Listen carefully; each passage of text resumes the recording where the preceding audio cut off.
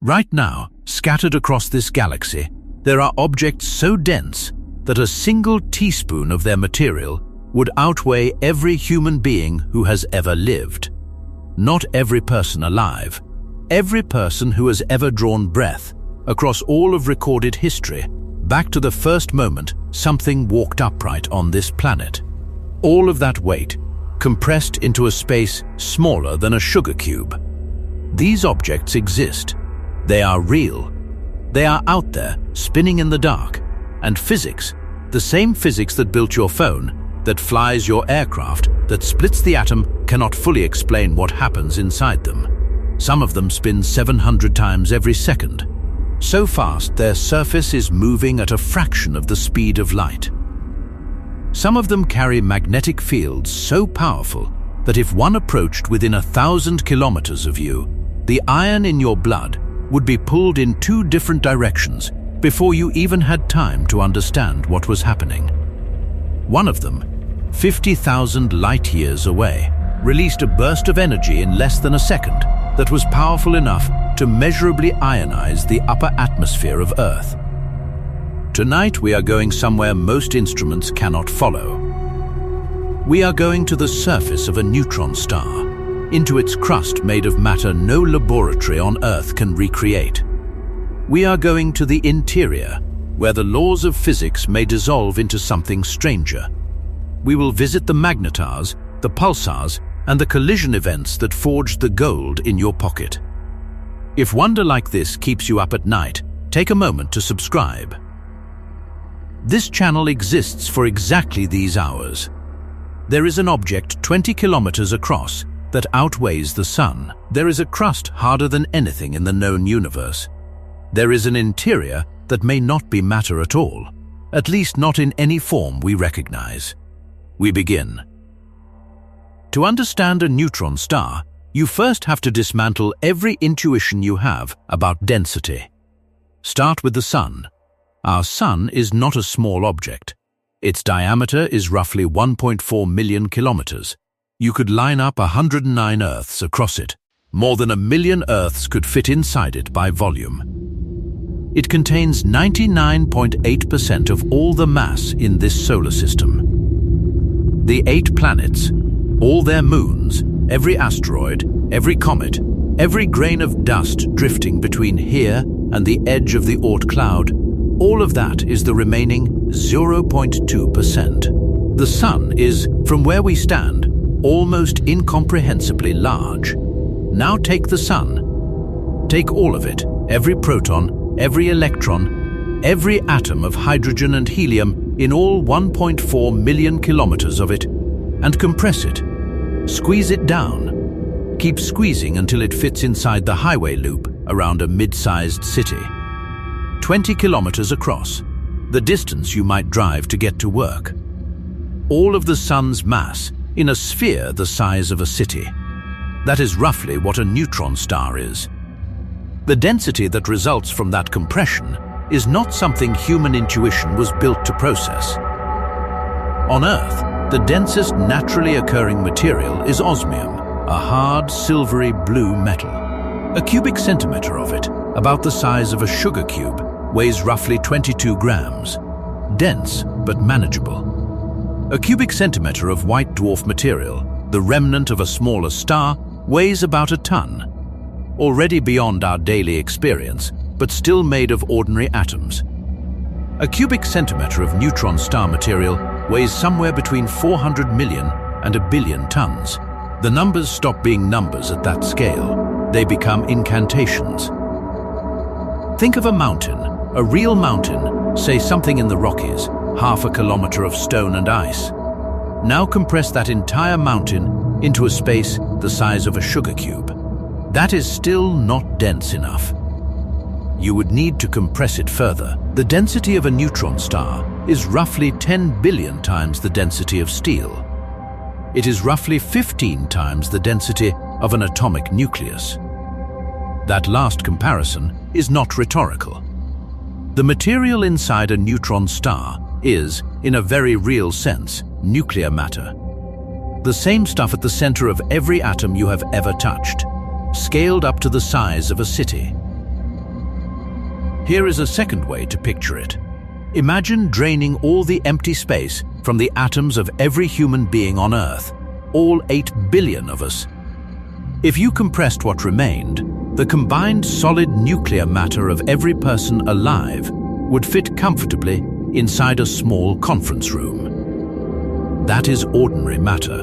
A neutron star does not merely compress atoms, it eliminates the concept of the atom entirely. The electrons, the orbitals, the empty space, gone. What you have left is packed nuclear matter, city-wide. This is where language starts to fail. We use words like dense and compressed because those are the words we have. But what is actually happening inside one of these objects is something the human mind cannot picture directly. The electrons are gone. The atoms are gone. What remains is something else entirely. Something that should not, by any ordinary reckoning, exist. Here is what makes this genuinely unsettling. We have been observing neutron stars for decades. We have instruments pointed at them right now. And we still do not know, with confidence, what state of matter occupies the interior. The surface we can model, the crust we can approximate. But go deeper, and the equations diverge.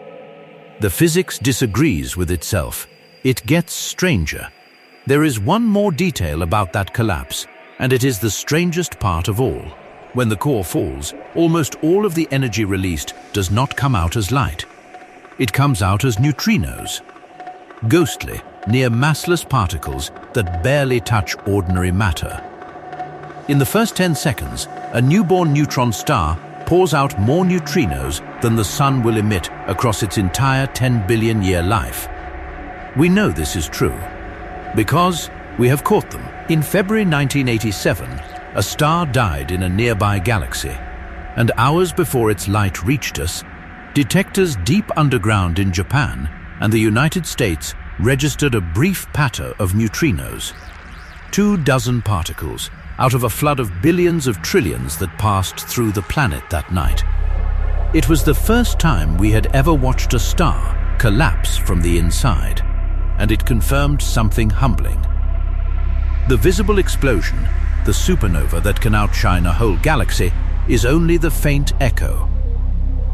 The real event happens in the dark, in particles we can barely feel.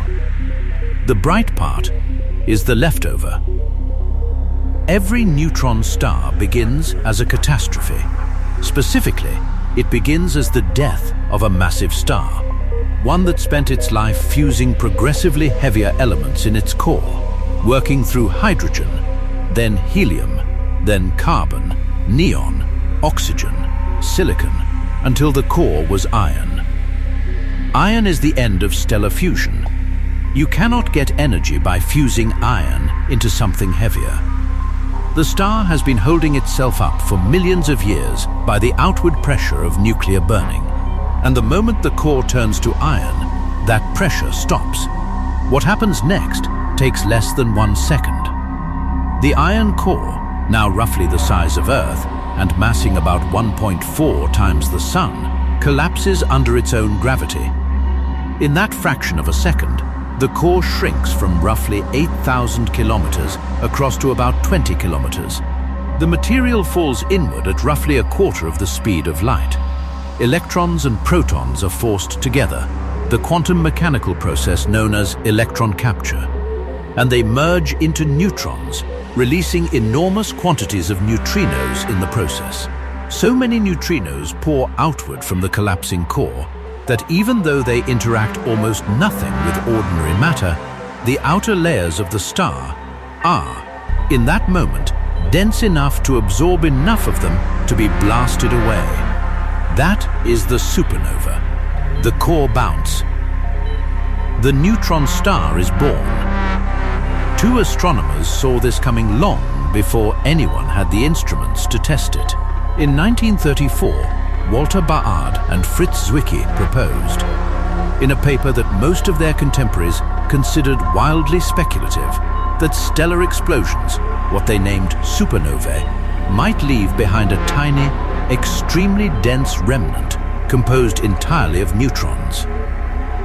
They were right. Zwicky in particular was derided for the idea during the physics community was not ready for it. Neutrons themselves had only been discovered 2 years earlier, in 1932. The boundary that governs which stars become neutron stars and which become black holes is called the Chandrasekhar limit, named for the Indian astrophysicist Subrahmanyan Chandrasekhar, who calculated it in the early 1930s. He determined that white dwarfs, the compact remnants of smaller stars, could not exist above roughly 1.4 solar masses. Above that mass, the electron degeneracy pressure that holds a white dwarf up against gravity is no longer sufficient. The star collapses further. If the remaining mass is between about 1.4 and 3 solar masses, the collapse stops at the neutron star stage, held up by neutron degeneracy pressure. Above that upper limit, nothing stops the collapse. A black hole forms. Chandrasekhar published his findings in 1930 and 1931. Arthur Eddington, then the dominant figure in British astrophysics, publicly mocked the result. He said nature would surely find a way to prevent such an absurd outcome. Chandrasekhar eventually moved on from the topic entirely, spending his career on other problems. He received the Nobel Prize in 1983, more than 50 years later, in part for that same work. The collapse itself is remarkable in its speed. The core of the star goes from a volume similar to Earth to a volume similar to a small city in under half a second. The density increases by a factor of something like 10 to the 15th. A sequence of nuclear reactions and quantum mechanical processes that would take hours to describe in detail happens in the time it takes you to blink. And then there is a neutron star, spinning, hot, radiating hard, and cooling over millions of years. The supernova that births it is one of the brightest events in the observable universe. For a few weeks, a single dying star can outshine an entire galaxy. The energy released is roughly 10 to the 44 joules, more energy than the sun will radiate over its entire 10 billion year life, released in seconds. About 99% of that energy goes into neutrinos. The light show we see is a rounding error. Consider what that cooling process looks like.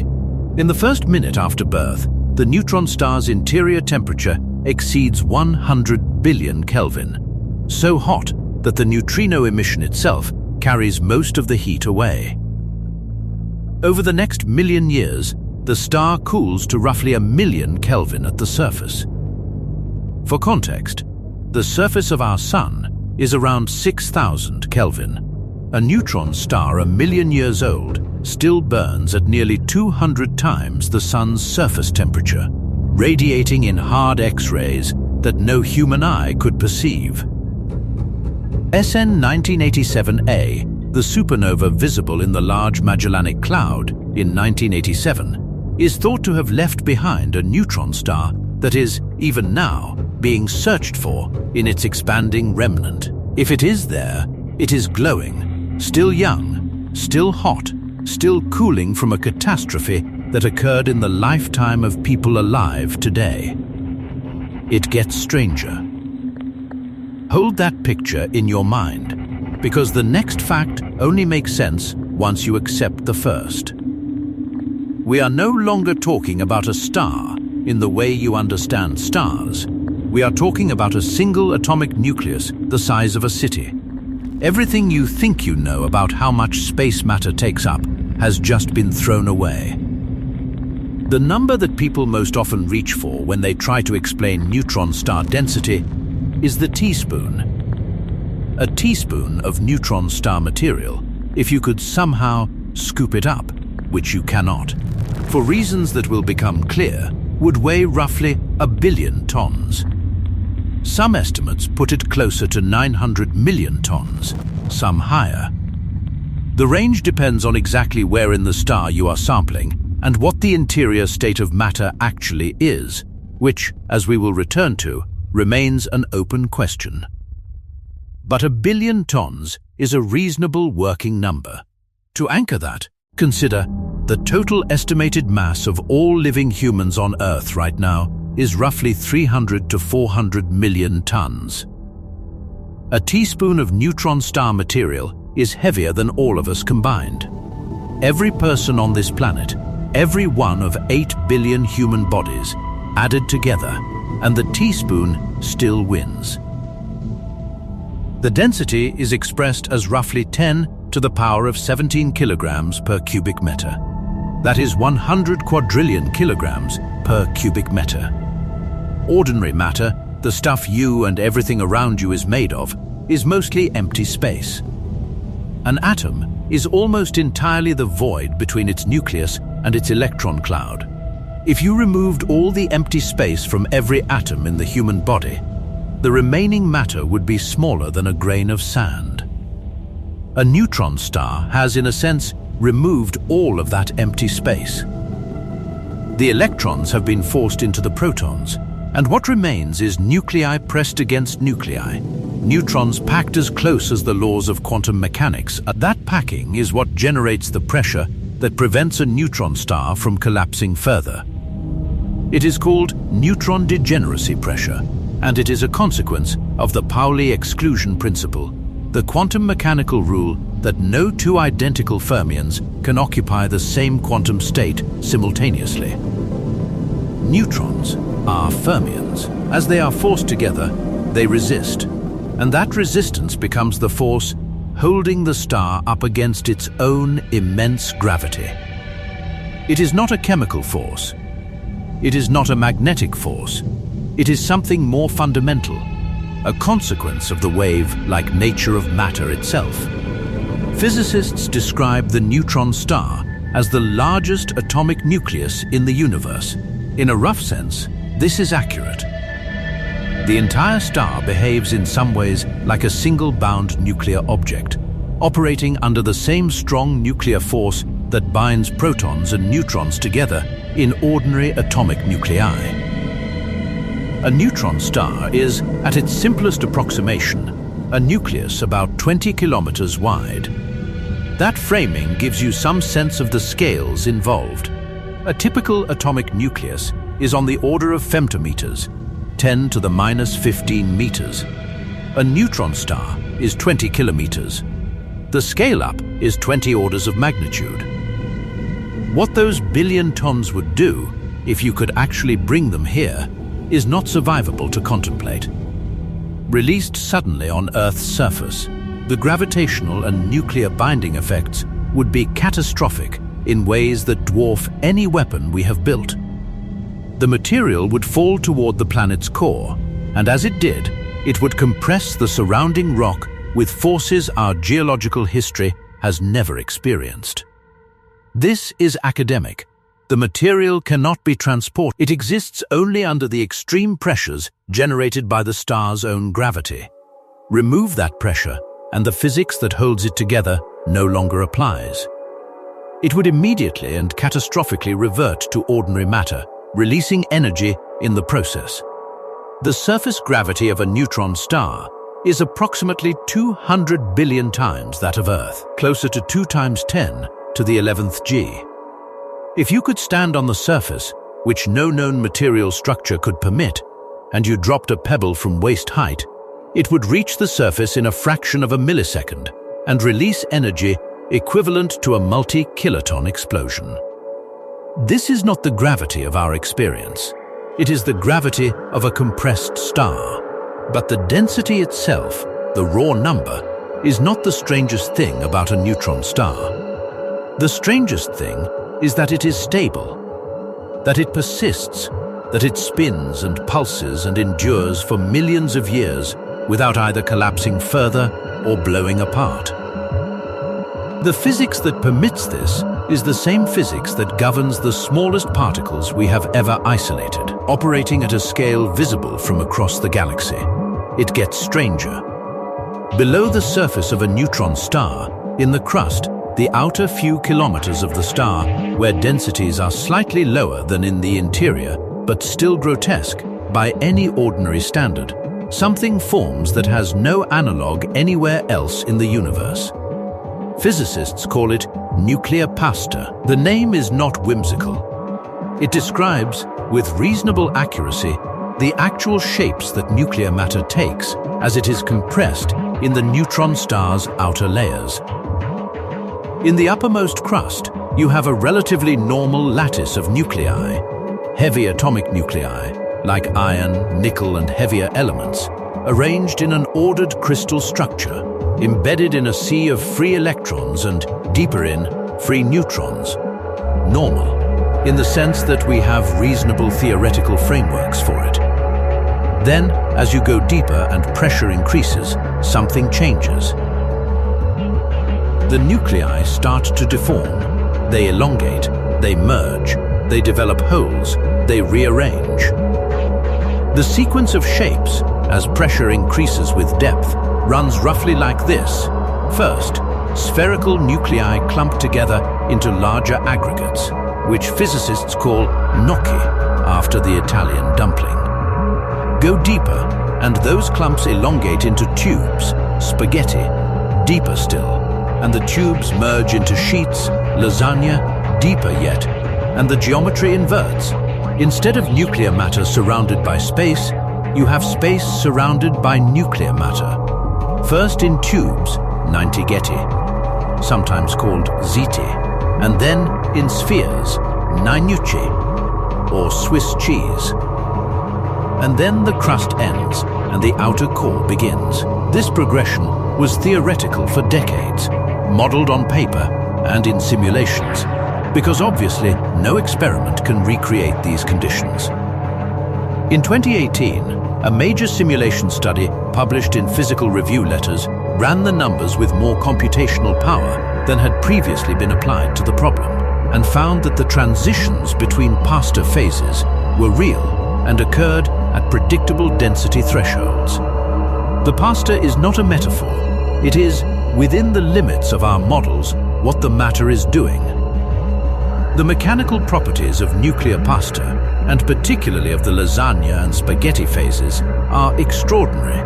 The theoretical tensile strength of nuclear pasta is approximately 10 billion times the tensile strength of steel. If you wanted to find a stronger material, you would need to search the known universe and probably come up empty. Nothing we have observed or theorized in any other physical system comes close.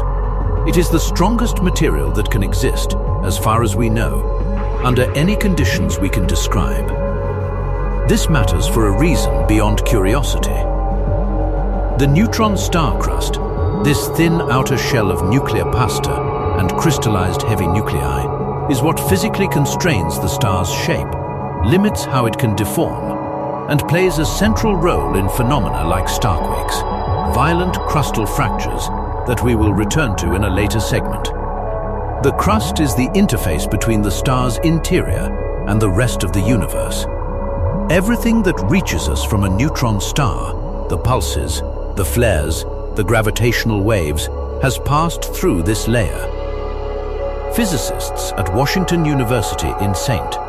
Louis ran a different set of 2018 simulations that calculated the breaking strain of nuclear pasta and found it was, per unit area, far beyond anything else in nature. The calculation suggested that a neutron star crust could, in principle, sustain a mountain, a surface deviation, from perfect spherical symmetry of a certain height before cracking. We will look at how tall that mountain can actually be in the next segment.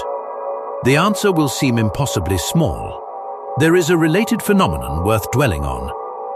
The deep inner crust, where the pasta phases give way to the outer core, is also the region thought to harbor a neutron superfluid. Neutrons at these densities pair up in a quantum mechanical state analogous to the Cooper pairs in a terrestrial superconductor, and the resulting superfluid flows without any viscosity whatsoever. These superfluid vortices carry the star's angular momentum. When the star spins down gradually, which pulsars do, as they lose energy to radiation, the vortices must migrate outward through the crust. This migration is not always smooth. Sometimes vortices pin to the nuclear lattice, storing angular momentum, and then unpin suddenly. The result is a glitch, a brief, abrupt spin-up of the entire star, detectable as a timing anomaly in the pulsar's pulses.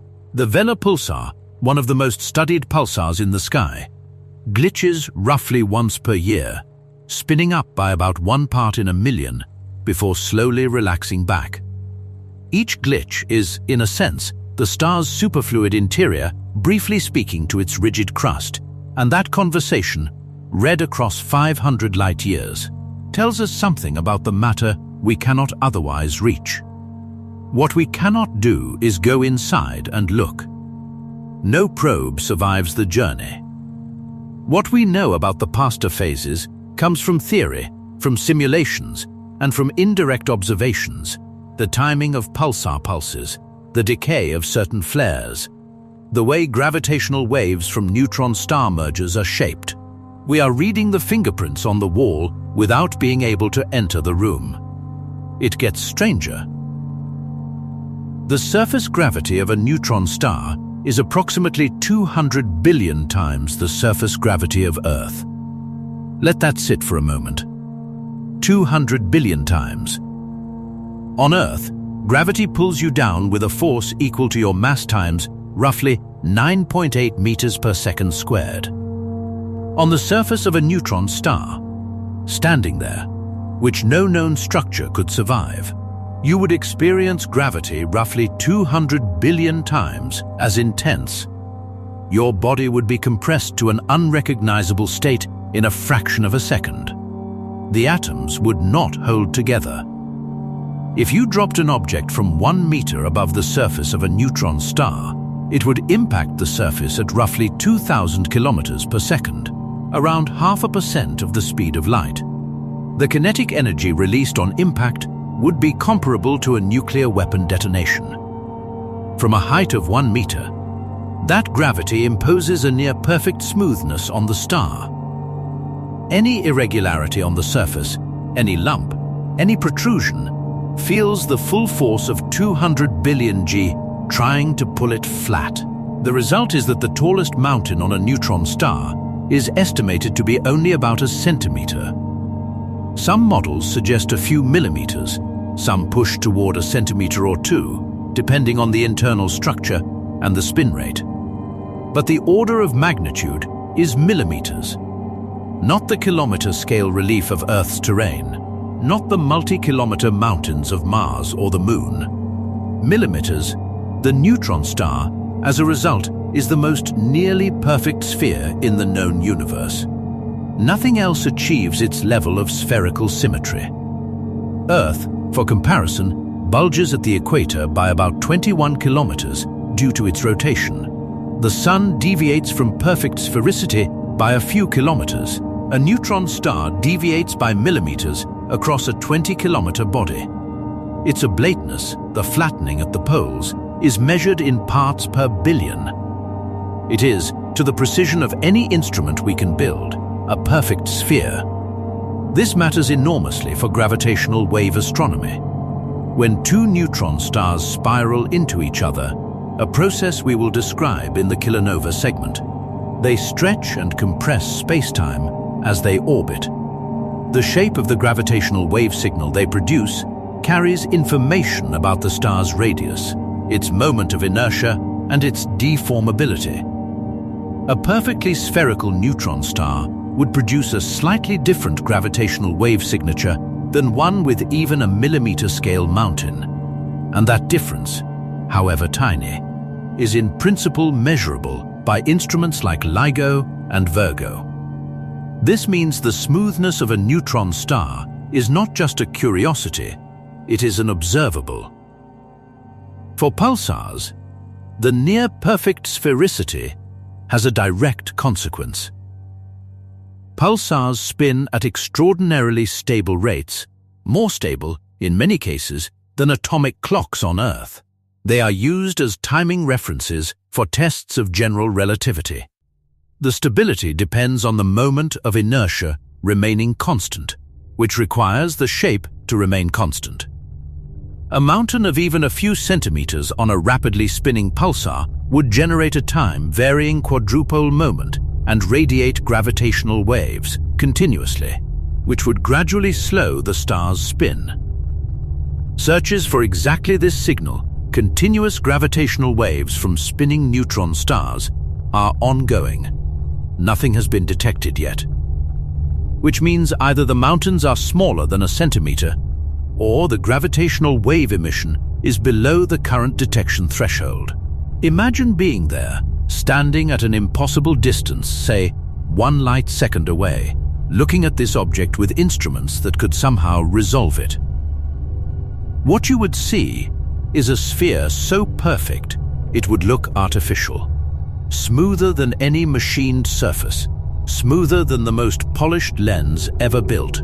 20 kilometers of compressed nuclear matter, rotating perhaps hundreds of times per second. Its surface moving at a significant fraction of light speed, and not a single bump larger than the width of a finger. The universe made this, without engineering, by gravity alone. Either way, we are talking about millimeter-scale geology on an object whose surface would annihilate anything we sent to measure it. Here is what makes this genuinely unsettling. The surface you cannot visit, the mountains you cannot see, the crust you cannot sample, they are, in a very real sense, telling us things. Every pulse, every timing residual, every gravitational wave that washes through our detectors carries their signature. We are reading a map of somewhere no one can go. It gets stranger. On the morning of November 28, 1967, a graduate student at the University of Cambridge named Jocelyn Bell noticed something anomalous in her radio telescope data. She was working under Anthony Hewish, studying interplanetary scintillation, the way radio signals from distant galaxies shimmer as they pass through the solar wind. What she found in her printout strips was a precise, repeating pulse of radio emission, arriving every 1.337 seconds, with a regularity that exceeded the accuracy of most clocks in the laboratory. The signal was so regular that for a brief period, the research group called it LGM-1, Little Green Men 1. Not because they seriously thought it was artificial, but because they could not immediately rule it out. No known natural astrophysical process produced signals that regular. They observed it quietly for weeks before announcing. They found 3 more similar signals. The term pulsar, short for pulsating star, was coined. Jocelyn Bell Burnell had discovered one of the most significant objects in the history of astronomy. The explanation, proposed quickly by Thomas Gold of Cornell University, was that pulsars were rotating neutron stars.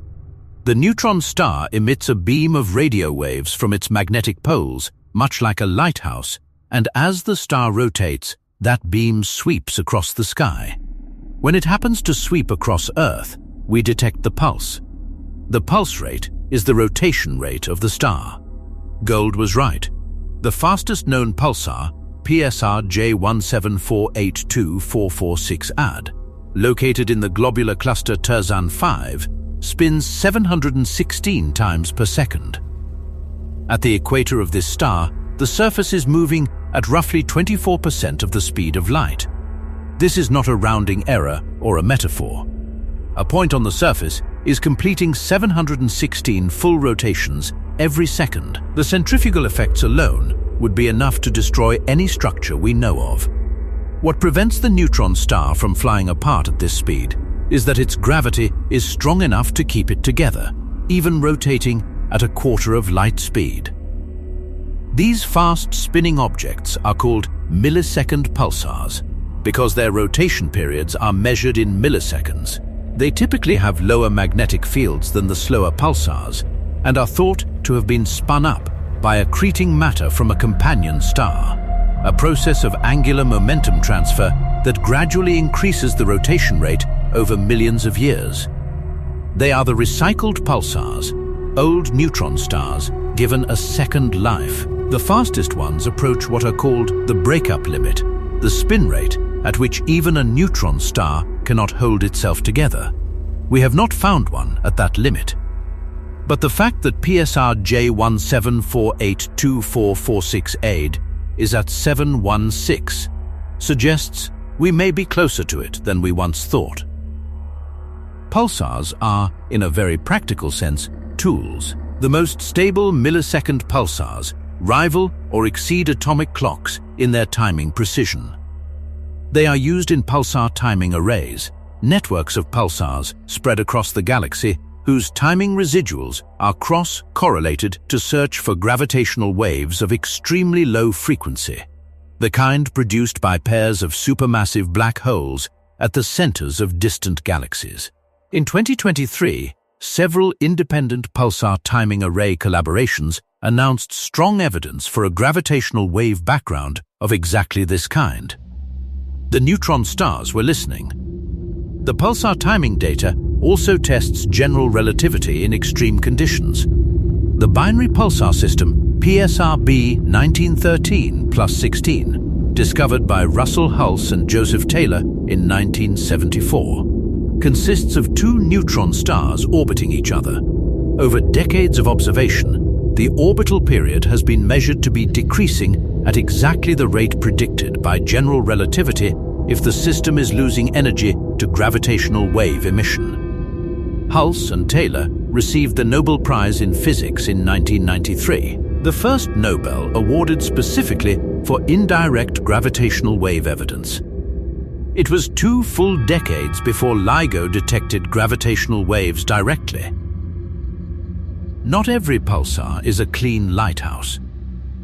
Some show timing irregularities, not glitches, but long-term wandering that suggest the solid crust is slowly shifting, or that the superfluid interior is interacting with the crust in ways that are not yet fully modeled.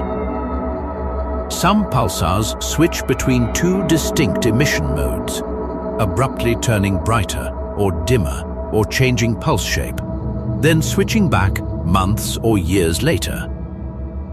The mechanism behind mode switching is not understood. What is understood is that the neutron star's emission is not a simple static beacon. It is a dynamic process, and the dynamics carry information about the interior that we are still learning to read. One thing that has never been adequately explained, after more than 50 years of study, is exactly what produces the radio beam itself. The emission mechanism, what generates the coherent, focused, enormously bright radio pulses, is not fully understood. Various models exist, involving relativistic electrons spiraling along curved magnetic field lines, polar cap emission, outer gap emission. None of the models cleanly reproduces all the observed properties of all pulsars.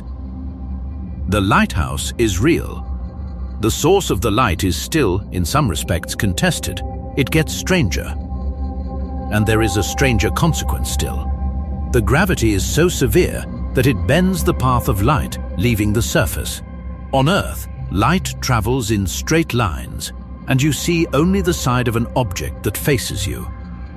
On a neutron star, the surface curves the light so sharply that you can see over the horizon, around the body itself. You would see parts of the far side that should be hidden.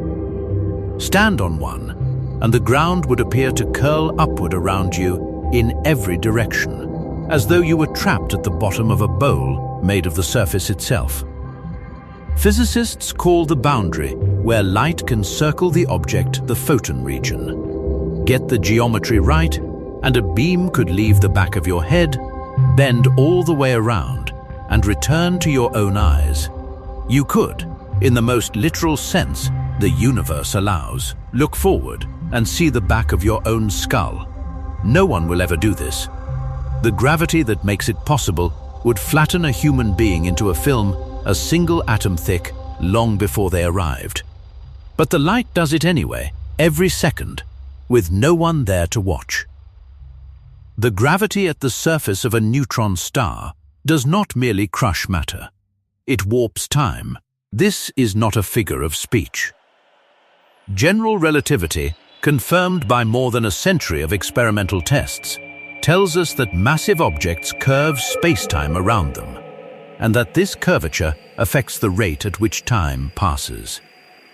The stronger the gravitational field, the slower time runs relative to a distant observer.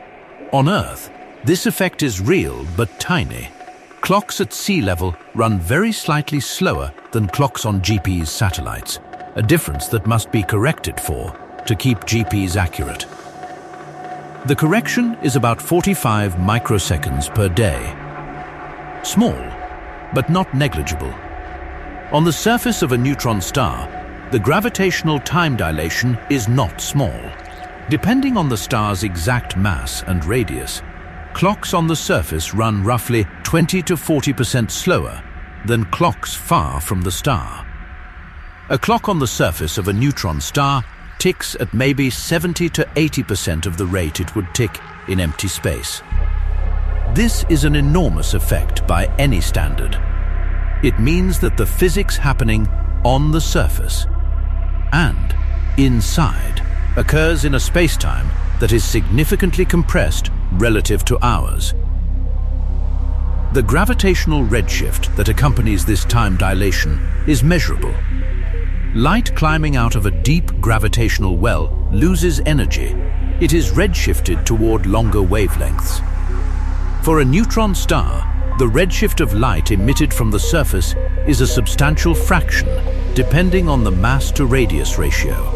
Measuring this redshift in X-ray spectra from neutron star surfaces is one of the key observational tools used to constrain the equation of state, the relationship between density and pressure inside the star. The NICER instrument on the International Space Station, NASA's Neutron Star Interior Composition Explorer, has been doing exactly this since 2017, measuring X-ray pulses from rotating neutron stars with extraordinary timing precision.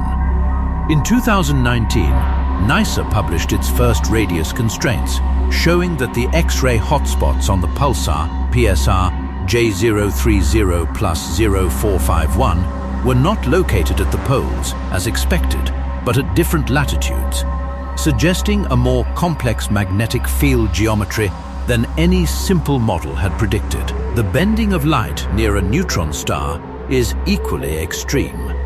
General relativity predicts that massive objects deflect light, and for a neutron star, this deflection is large enough that you can, in principle, see more than half of the surface from any position outside the star. If you looked at a neutron star from outside, you would see not just the hemisphere facing you, but also portions of the hemisphere facing away, because the light from the far side bends around the star's edge due to the gravitational field. The entire surface emits X-rays, and from any angle, you can see more than 180 degrees of that surface. This effect has been incorporated into models of how pulse profiles from X-ray pulsar observations has given us some of our tightest constraints on neutron star radii. There is a location near a neutron star called the photon sphere, a radius at which gravity is so strong that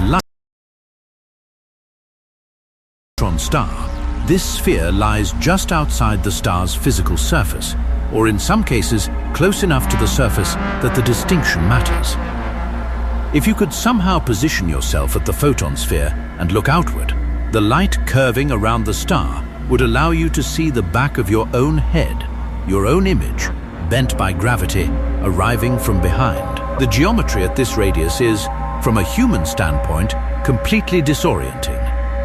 The star behind you, the void in front, and a ghostly curved image of yourself wrapped around a 20-kilometer ball of compressed nuclear matter.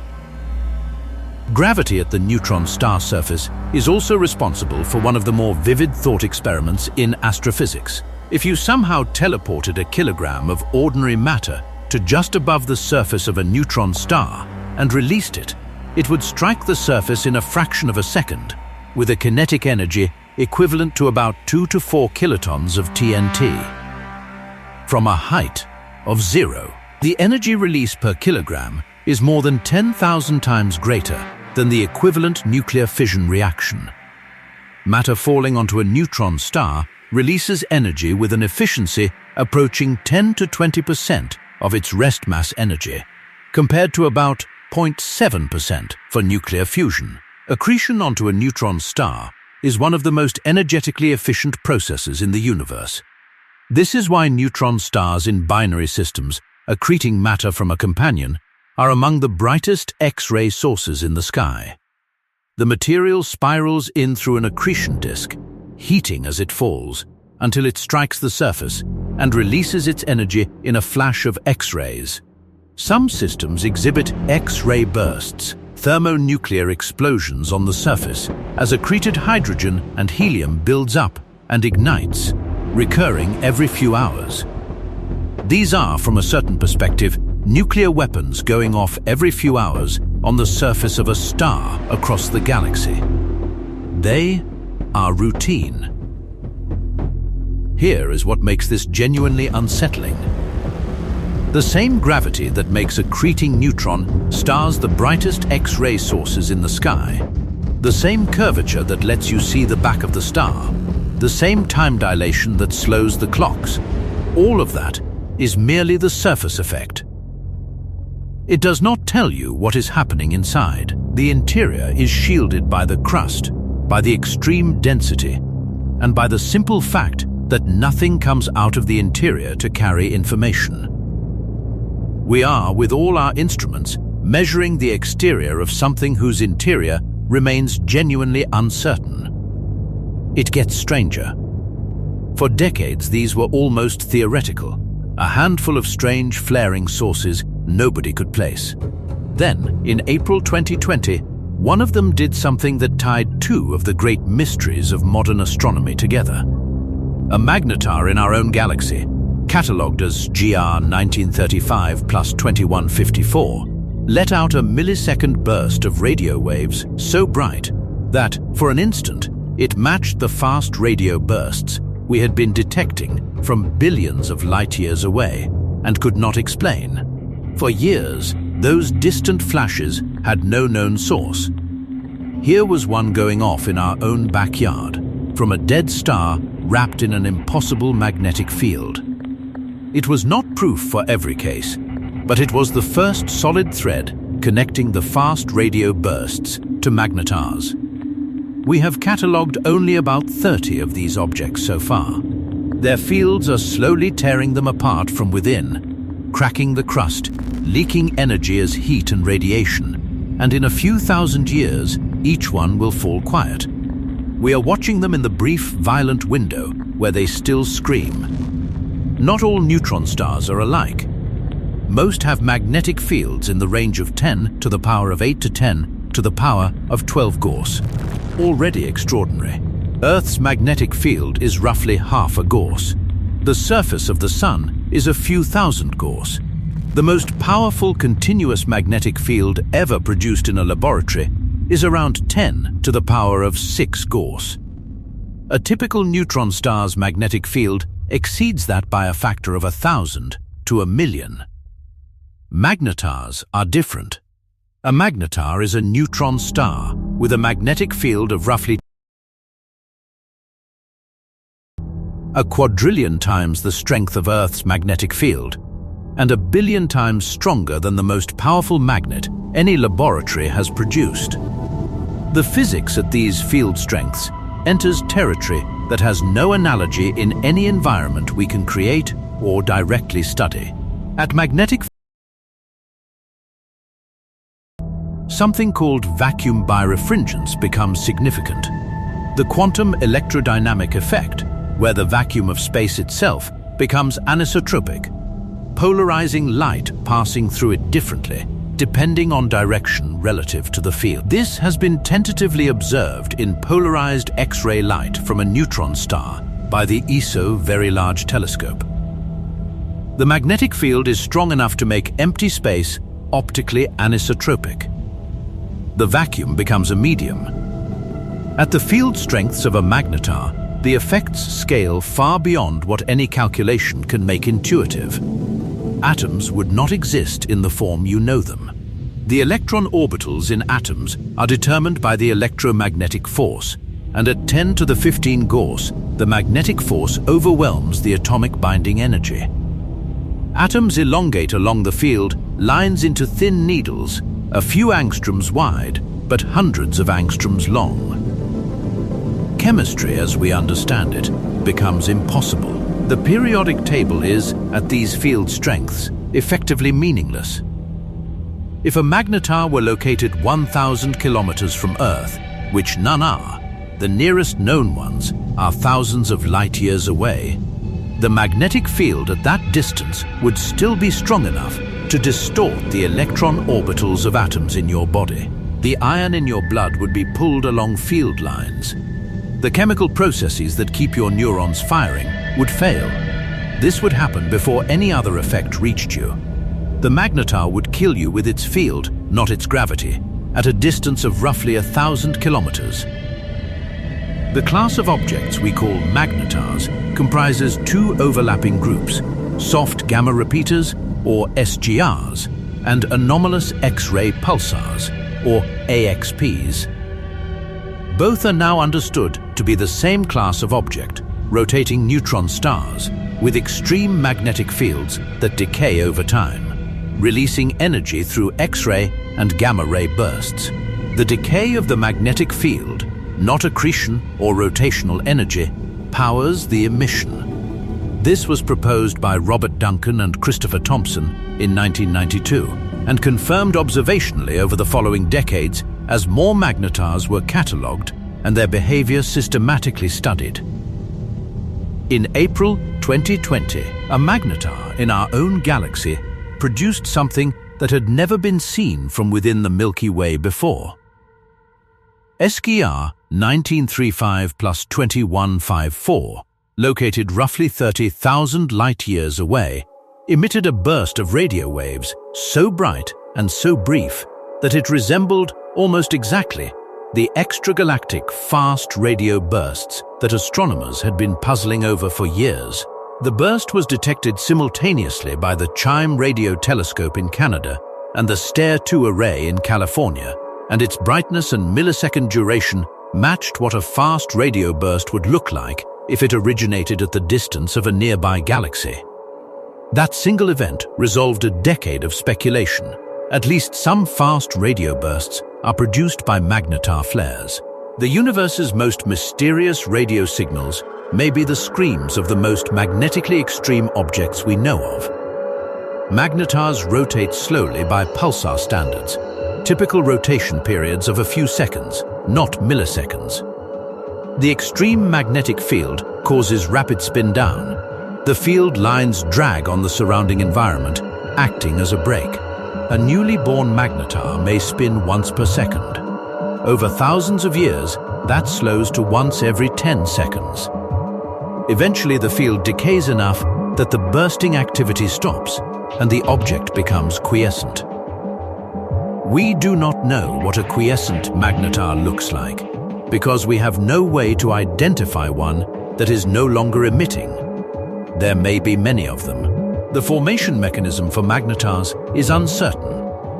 One possibility is that they are born from particularly massive stellar cores that collapse to form neutron stars with unusually fast initial rotation, the rapid spin amplifying the magnetic field through a dynamo process. Another is that magnetars form from stellar mergers before collapse. The evidence is not yet definitive. As of now, roughly 30 magnetars have been confirmed in our galaxy and a handful in nearby galaxies. They are rare, brief, and violent. It gets stranger. On December 27, 2004, an event occurred at a distance of approximately 50,000 light-years from Earth. The event lasted for less than a second at its brightest. The total energy released in that fraction of a second was roughly equivalent to the energy output of the Sun over 250,000 years. The source was a magnetar, SCAR 110620. We felt it. Not in any way that endangered life, but in a way that was, by any reckoning, astonishing The gamma-ray burst from star 110620, arriving at Earth after crossing 50,000 light-years of space, was powerful enough to measurably ionize the upper atmosphere. The D and E layers of the ionosphere, the same layers that bounce radio waves, the same layers that are sensitive to solar flares and other high-energy events, responded. They compressed and shifted. The signal was detected by multiple spacecraft simultaneously. Integral, Rossi X-ray Timing Explorer, Mars Odyssey, Swift, Resi, Conus Wind. Every gamma-ray detector in orbit was saturated. Several had to be corrected for dead time effects because the count rate exceeded their design limits.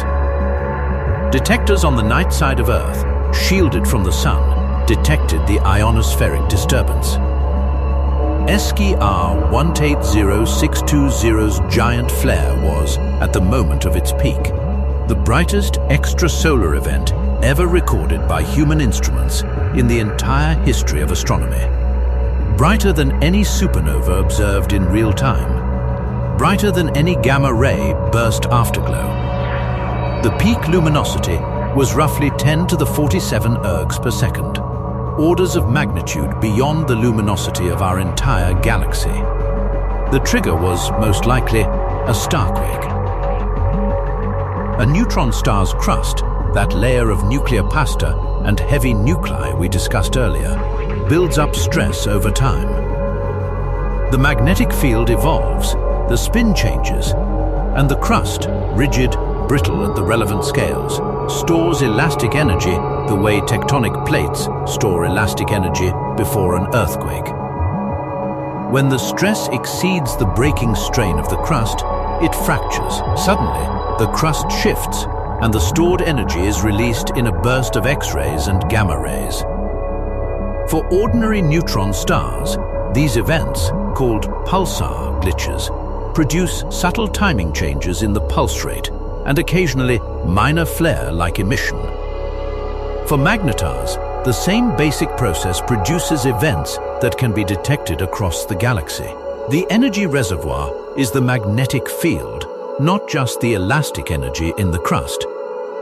When the crust fractures, the magnetic field lines that are anchored to it are suddenly displaced. Field lines that have been built up over thousands of years of slow evolution are abruptly reconfigured. The result is a fireball of magnetically confined plasma that wraps around the star. The 2004 event was probably not even the largest starquake in historical record.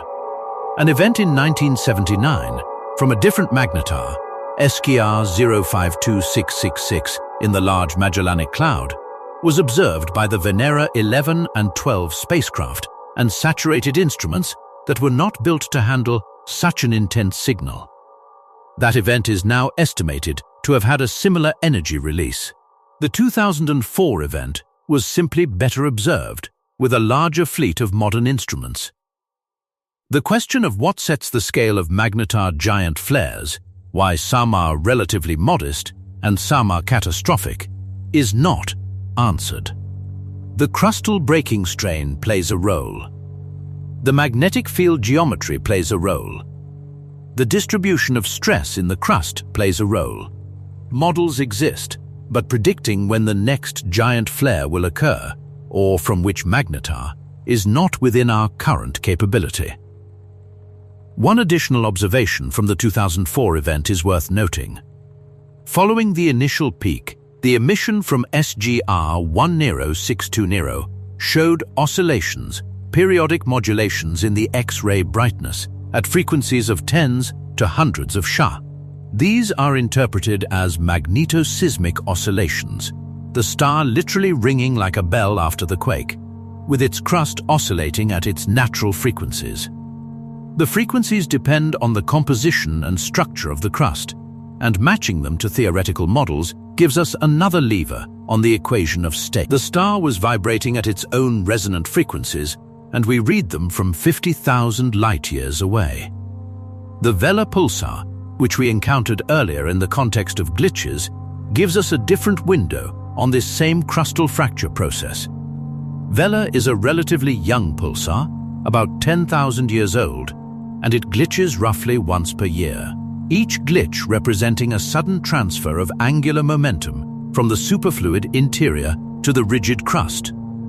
The glitch recovery, where the spin gradually returns toward its pre-glitch trend over days to months, traces the viscous coupling between the superfluid vortices and the crust. Physicists study this recovery curve the way a seismologist studies aftershock sequences. Both are reading the mechanical state of a structure they cannot touch. Here is what makes this genuinely unsettling.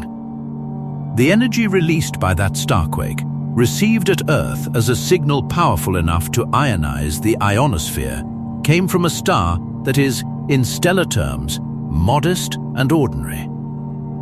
Not a supernova. Not a kilonova. A crack in a crust 20 kilometers wide, 50,000 light-years away. It gets stranger. Everything we have described so far, the crust, the surface, the pulses, the flares, is, in a sense, the part of the neutron star we can at least reason about with some confidence.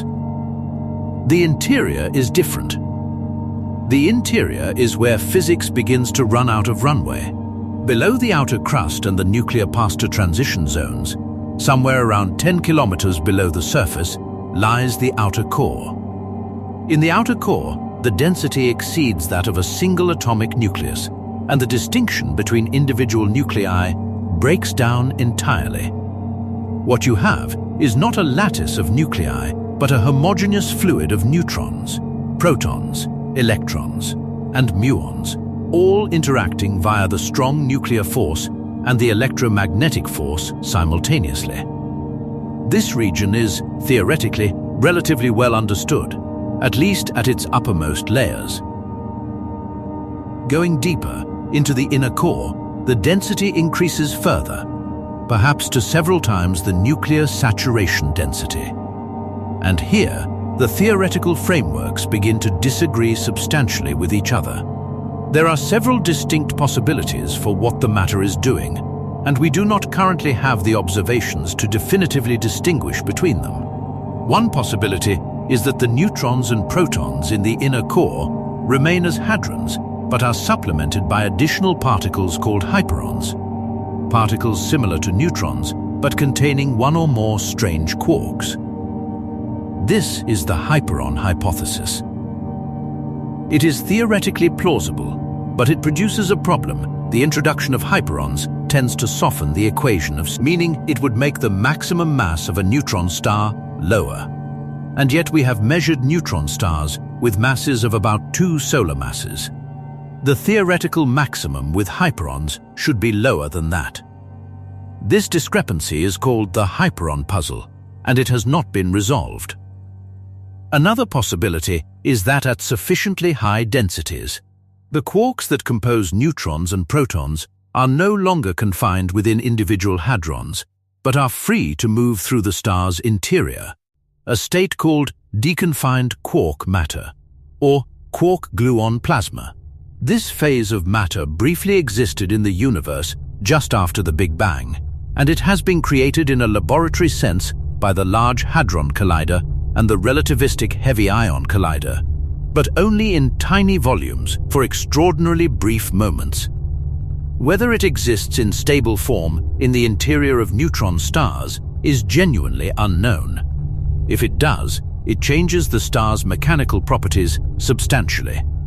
A third and more exotic possibility is that strange matter, a specific form of quark matter in which up, down, and strange quarks exist in roughly equal proportions, is actually the true ground state of matter.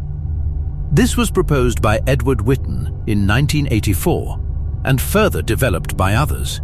If strange matter is the ground state, then the interior of a neutron star might be a strange quark star in its core, with ordinary nuclear matter only in the outer layers. The entire star might be transitioning from the outside inward, from normal nuclear matter to a more stable exotic form. The question of what is inside is not merely theoretical. It connects directly to the maximum mass that a neutron star can sustain. to the radii of observed neutron stars, to the gravitational wave signals from neutron star mergers. The Neutron Star Interior Composition Explorer, NISA, on the International Space Station, has been measuring the sizes and surface temperatures of rotating neutron stars with X-ray timing precision that was not available before 2017. The measurements constrain the radius to roughly 12 to 14 kilometers for a 1.4 solar mass star, depending on the target. This rules out some equations of state and permits others. But it does not yet select a unique answer. The two solar mass problem is particularly sharp. When astronomers measured PSR J16142230 at 1.97 solar masses in 2010, and then PSR J07440 at roughly 2.08 solar masses, those numbers immediately ruled out the softest interior equations of the ones that allowed for abundant hyperons or free quarks at relatively low densities. A soft equation of state simply cannot support two solar masses without collapsing. The measurements said, firmly, whatever is inside, it is stiffer than those models. One theoretical camp sees this as evidence that hyperons may not appear in quantity, or that if they do, some additional repulsive interaction stiffens the matter back up. Another camp says the quark matter, if present, must also be in a stiff phase. Both camps agree on one thing: the observations are constraining, and the comfortable middle ground of the old models is closing. What the measurements are telling us is that the interior is stiffer than some models predicted. The equation of state is relatively hard, meaning the pressure rises quickly with density. This argues somewhat against the softer equations of state that come from hyperons or free quarks. But it does not rule them out at higher densities, deeper in. The observational constraints are on the star as a whole, and a star can have a normal nuclear outer core and an exotic inner core without that being easily distinguishable from the outside. No one knows what is at the center of a neutron star. This is not a gap we expect to close soon. The center is shielded by 10 kilometers of matter denser than an atomic nucleus. Nothing comes out.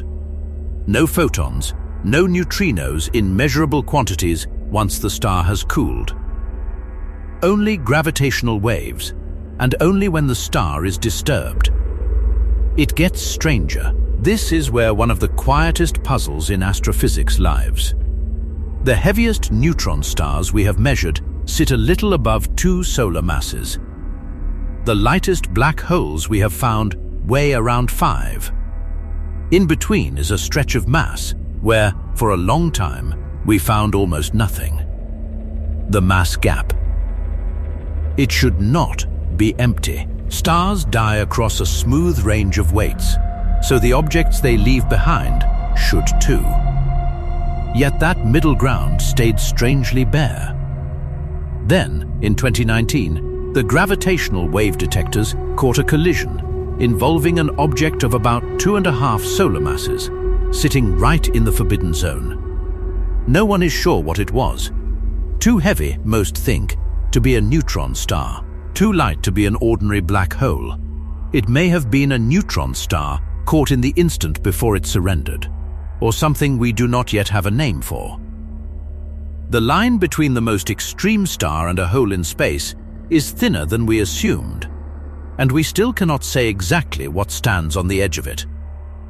There is a ceiling on the neutron star. Just as the Chandrasekhar limit governs white dwarfs, there is an equivalent limit for neutron stars, the maximum mass above which neutron degeneracy pressure can no longer support the star against its own gravity, and collapse to a black hole becomes unavoidable.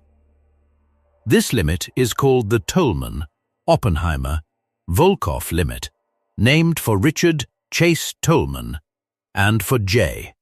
Robert Oppenheimer and George Volkoff, who calculated it in 1939, in the same paper in which Oppenheimer and Volkoff also showed that stars above a certain mass would inevitably become black holes. The precise value of the Tove limit depends on the equation of state, which, as we have seen, is uncertain. The theoretical estimates cluster around 2.2 to 3 solar masses, with some softer equations of state suggesting values as low as 1.5, and some harder ones allowing up to 3 solar masses. The observational record is the best lever we have. For most of the history of neutron star astronomy, the heaviest reliably measured neutron star was about 1.97 solar masses, the pulsar PSR J1614230, measured in 2010 by Paul Demorest and collaborators using a technique called Shapiro delay. Shapiro delay is the extra time it takes a radio signal to travel through a curved spacetime, measured by timing the pulsar's signals when the companion star is almost directly between the pulsar and Earth. The geometry allows a clean measurement of the companion's mass, and from that, the pulsar's mass. It came out at 1.97 solar masses, with a precision that ruled out all the soft equations of state that had been popular up to that point. The current record holder is PSR J0740 plus 6620.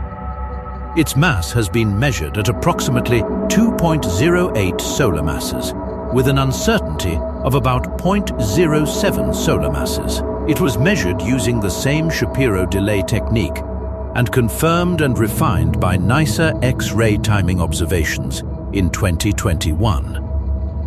2 solar masses of material in a sphere 20 kilometers across. The knife edge between neutron star and black hole. How close is that to the edge? The honest answer is that we do not know precisely, because the TOV limit depends on the interior equation of state, which is uncertain. What we can say is that observations push the theoretical lower bound upward.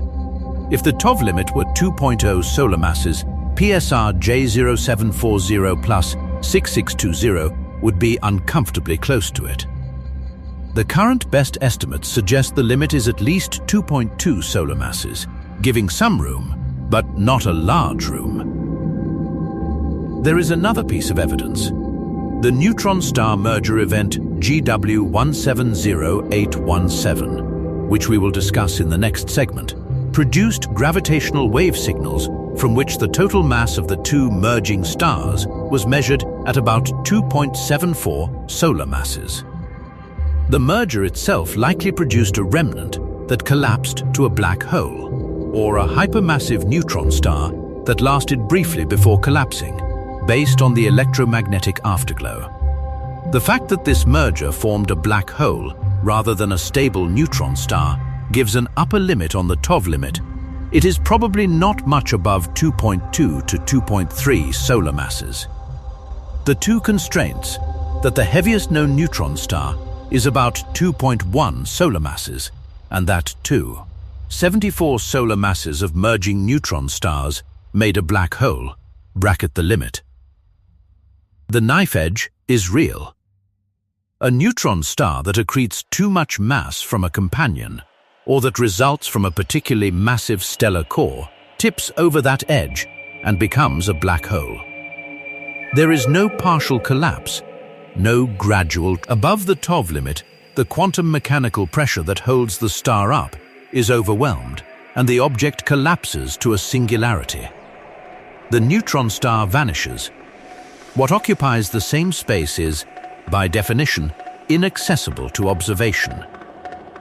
Think about what the mass measurements have actually done to our theoretical picture. Before 2010, many physicists were comfortable with equations of state that predicted maximum masses around 1.6 or 1.8 solar masses, consistent with the then observed population. The 2010 measurement of PSR J1614230 did not gently nudge those models, it eliminated them. The 2021 refinement of PSR J0740 plus 6620 tightened the constraint further. Every new high-mass measurement is a scalpel, cutting away the space of possible interiors. The universe is telling us something specific about what dense matter does under pressure. We are, slowly, learning to hear it. Here is what makes this genuinely unsettling. The most massive neutron star we have found, PSR J0740 plus 6620, is somewhere near that limit. We do not know how near. The interior equation of state that would tell us is the same equation of state that is uncertain. The same uncertainty that prevents us from knowing what is at the center also prevents us from knowing how close we are to the edge. It gets stranger. Think about what that means the next time you look at a wedding ring. The gold did not form on Earth. It could not have. Our planet is nowhere near violent enough to make it. Every atom of gold, every atom of platinum, much of the heavy metal in the ground beneath you, and in the blood moving through your body, was forged in the merger of two dead stars, somewhere out in the dark, long before the sun existed. When GW 170817 went off, the collision flung out a cloud of fresh heavy elements, weighing thousands of times the mass of the Earth, with several Earth masses of gold alone.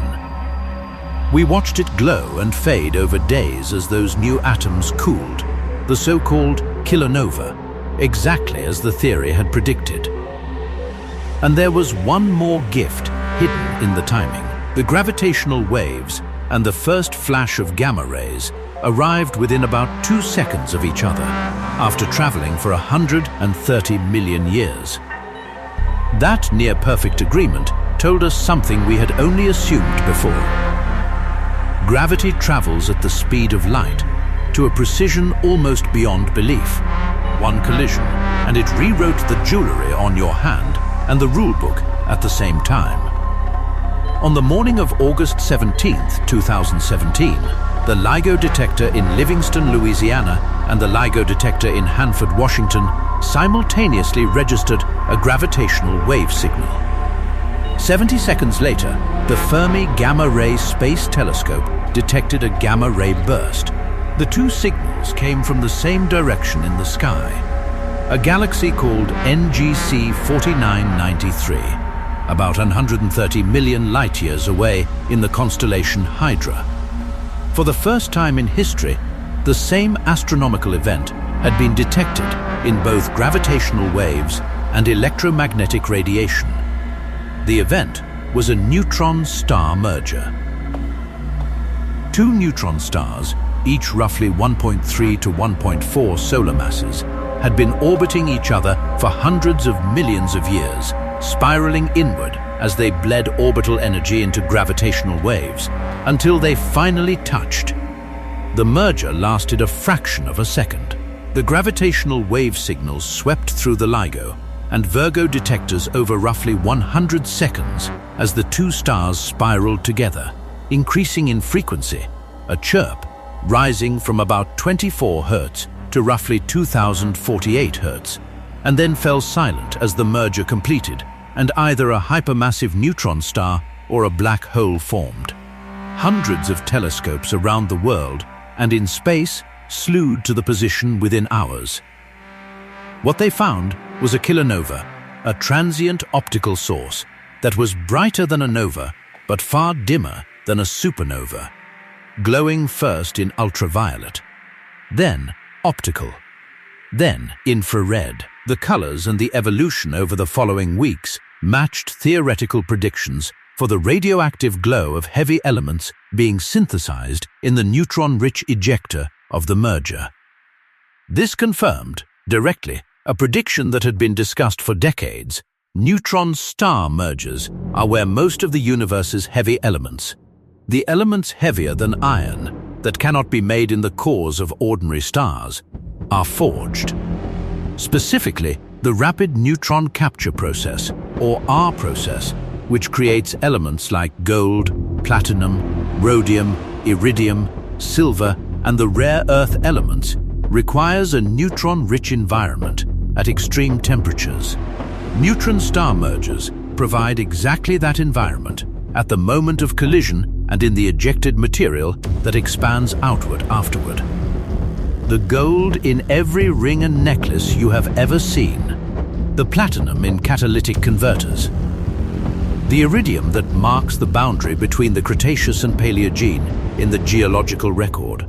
These elements were forged in neutron star collisions, in events like GW 170817, and scattered into the interstellar medium, where they eventually found their way into the molecular cloud that collapsed to form the solar system. The gold atoms in your jewelry, the platinum in the wedding band, were made in a collision between two neutron stars billions of years ago, in a galaxy that probably no longer looks the same. The scale of the R-process production in a single merger is remarkable. Estimates from GW 170817 suggest that the event ejected material containing something on the order of several Earth masses worth of gold alone, and comparable quantities of platinum and other heavy elements. The entire merger event lasted less than a second. In that second, the universe manufactured more gold than the Earth contains in its crust, scattering it across the expanding ejecta at a significant fraction of the speed of light. That material will drift through interstellar space for billions of years before gravity gathers it into another star system, another rocky planet, another world where someone might one day shape it into something precious and wonder where it came from.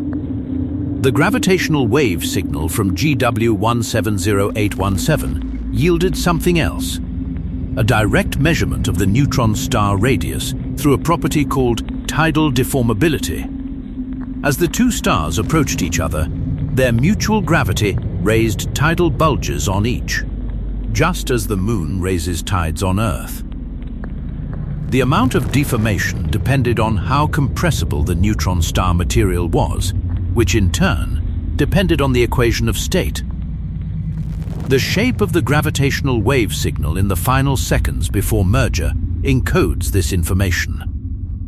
The measurement came out consistent with radii, in the range of 11 to 13 kilometers, providing the tightest constraint on neutron star structure from any single observation up to that point. GW 170817 also enabled a new measurement of the Hubble constant, the expansion rate of the universe.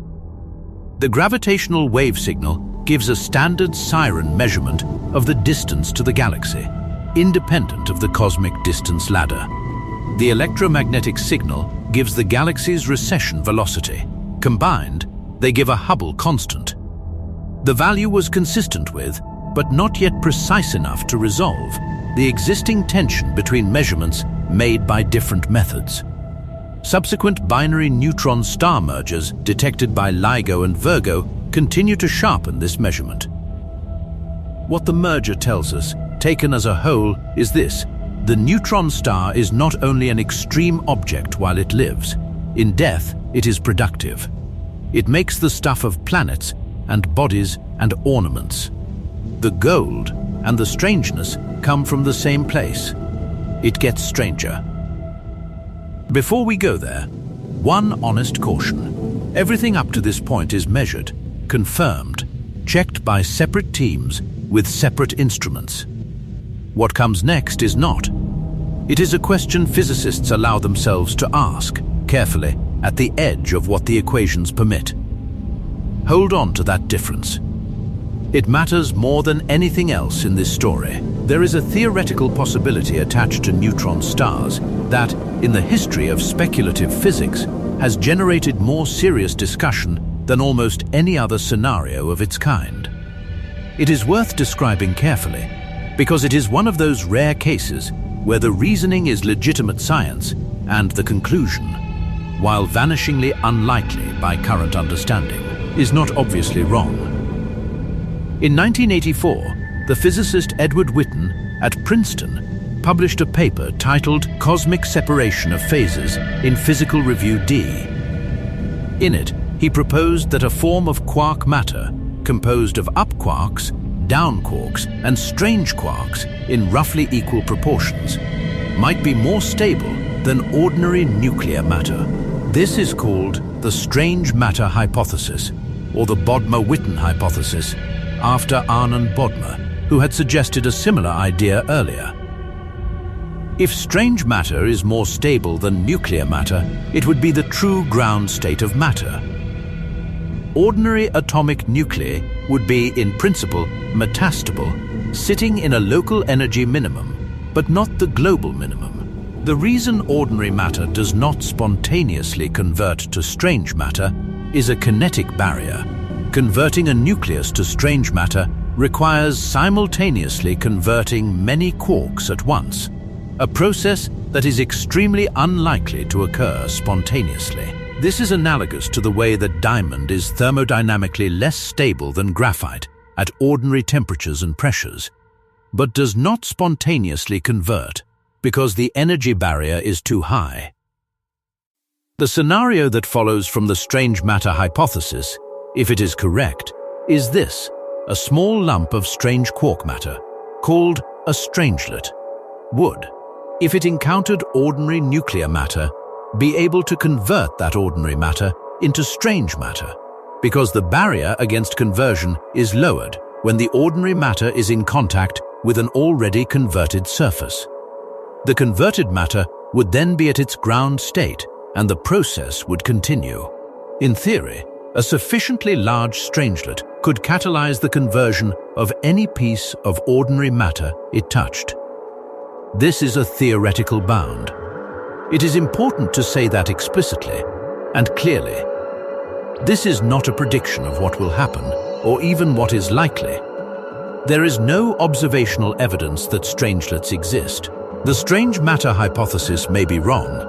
Most current assessments of the neutron star equation of state, informed by the mass and radius measurements from NICER and GW170817, do not require strange matter and are more consistent with purely hadronic interiors, at least in the outer core. The Large Hadron Collider has deliberately searched for strangelets in heavy ion collisions, at energies and temperatures where they would form if they can form. No strangelets have been found. The reason the scenario receives any serious scientific attention at all is that it follows, in principle, from a legitimate and not yet ruled out theoretical possibility. If the Bodmer-Witten hypothesis is correct, and if the kinetic barrier can be overcome under extreme conditions, then strange matter could propagate. The conditions inside a neutron star merger, or in the core of a young, very hot neutron star, might, in principle, be extreme enough to overcome the barrier. We do not think this is likely. We do not have evidence it has ever occurred. We can observe neutron star mergers, GW170817, and the universe around them shows no sign of runaway conversion. The heavy elements were forged and scattered normally. The galaxy has not been converted. What the universe does tell us, through those same merger observations, is something quieter but equally significant. The fact that GW170817 produced a normal kilonova, normal R-process enrichment, and normal electromagnetic afterglow is itself evidence against the runaway strangelet scenario. If mergers routinely triggered strange matter conversion, we would expect the afterglow signatures to differ from predictions. They do not. This is not a proof, it is a constraint, another boundary condition on what the interior of a neutron star can be doing. But the scenario illustrates something honest about where theoretical physics currently stands with respect to neutron star interiors. We do not know the equation of state. We do not know the ground state of dense matter with certainty. The strange matter hypothesis remains unproven and undisproven. The interior of the densest stable object in the universe is, in the deepest sense, still uncertain terrain. The scenario is the outer edge of what we can scientifically say. It is a boundary condition on our ignorance, not a threat, not a prediction, a reminder of how much we have not yet measured. Here is what makes this genuinely unsettling. Not the scenario itself, but the fact that the interior of a neutron star remains unknown enough that such a scenario cannot yet be closed. It gets stranger. Take a step back from the specifics, from the degeneracy pressure and the TOV limit and the 2004 flare. Step back from the numbers. A neutron star is 20 kilometers across. You could drive its diameter in about 12 minutes on a motorway. It outweighs the sun. It is the most extreme stable object we know of in the universe, the most compressed form of matter that can persist without collapsing into a black hole. It is, in a very real sense, the boundary, the last thing before the unknown. Beyond a certain mass, beyond the TOV limit, there is nothing to observe. The collapse is total. The neutron star is, so far as we can tell, the maximum density of the legible universe. And we cannot go there. Every piece of knowledge we have about neutron stars was gathered from here, from this small pale world 130 million light-years from the nearest kilonova. We have read the light from their surfaces in X-ray frequencies that our eyes cannot detect. We have measured the ripples in space-time they produce as they merge. We have timed their pulses with atomic precision. We have modeled their interiors with equations that describe matter in states no laboratory can produce. And still, the interior is uncertain. Still, the equation of state is not known. Still, the composition at the core, whether it is hadronic matter or hyperons or deconfined quarks or something stranger, remains an open question. This is not a failure. It is a measurement of how genuinely alien these objects are. The physics that governs them is not the physics of our experience. It is not the physics of oceans or storms or the nuclear reactions we have learned to control. It is the physics of matter so compressed that individual atoms have ceased to mean anything, operating under gravity so strong it bends time, threaded with magnetic fields that would atomically restructure everything they touched, sending out pulses so regular they rival atomic clocks, and so energetic they ionize the upper layers of our atmosphere from 50,000 light-years away. What Hulse and Taylor measured in 1974, with patience and care over many years, was a binary pulsar bleeding energy into gravitational waves at exactly the rate Einstein's equations predicted. They did not see the waves. They saw their shadow in the shrinking orbit of two neutron stars spiraling toward each other 19,000 light-years away. They won the Nobel Prize for reading a shadow. That is the scale at which we are working. Not the object itself, the shadow. There is something specific that the neutron star says to you, if you sit with it long enough. It says that the universe makes things you cannot visit, things you cannot touch, things you cannot fully model, and yet things that are real, objectively, verifiably real, present in the data of every detector that has ever pointed toward them. The teaspoon weighs 1 billion tonnes. The mountain is 1 centimeter tall. The interior is uncertain. The gold in your blood was forged in a collision. The universe is not scaled to human comprehension. It does not owe us an interior that fits our equations or a density our intuition can hold.